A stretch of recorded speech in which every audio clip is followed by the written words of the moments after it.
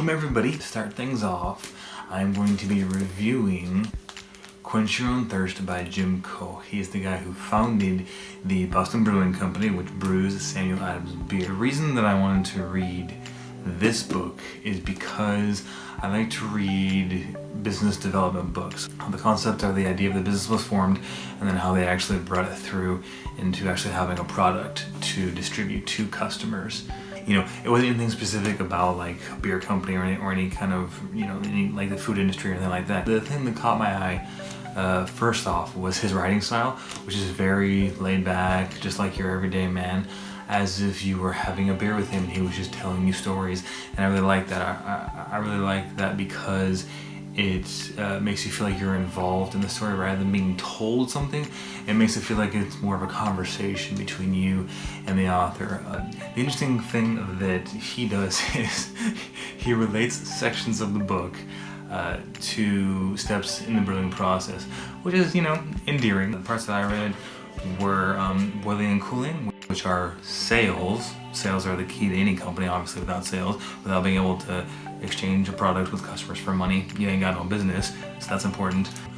Fermenting, business development. An interesting thing he describes is something he calls string theory. Not for any of you physics people out there, it's a whole different concept. Although string theory in itself is interesting if from a physics standpoint. The underlying concept is run lean, especially for a startup, especially for a business with very few financial resources. Run as lean as you can, because running scrappy, doing what you can with what you already have is super important for success. You know, don't spend money on needless things. And he even goes into detail about like not having an office and only spending money on things you need and not on things that you think that you need out of fear, but that you don't actually need. He has another chapter.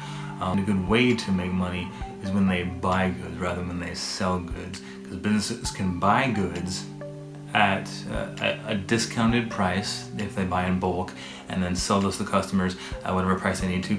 So another chapter he has, which is in the fermenting section, is the strength of the weak.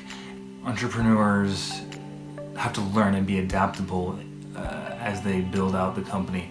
They have to learn a lot of new things, and he actually goes into detail about a few of the things that he had no idea how to do, but he learned them as he went along in order to make sure the company succeeds, which is why you have to really be passionate, interested, and devoted to the idea of making your product or service succeeds. That is my review of Quench Your Own Thirst by Koch. It was really fun to read this book. Like I said, I would put it on my purchase list. Definitely recommend it as a good read for you. If you do read it and then you come back to this video, or if you read the book already and then you come to this video, by all means leave a comment down below and tell me what you thought of the book, you know, why you liked it, why you didn't like it. Thank you all so much for watching, and if you found value in this review, then by all means hit that like button, hit the subscribe button. Preview for next week, doing the physics of superheroes.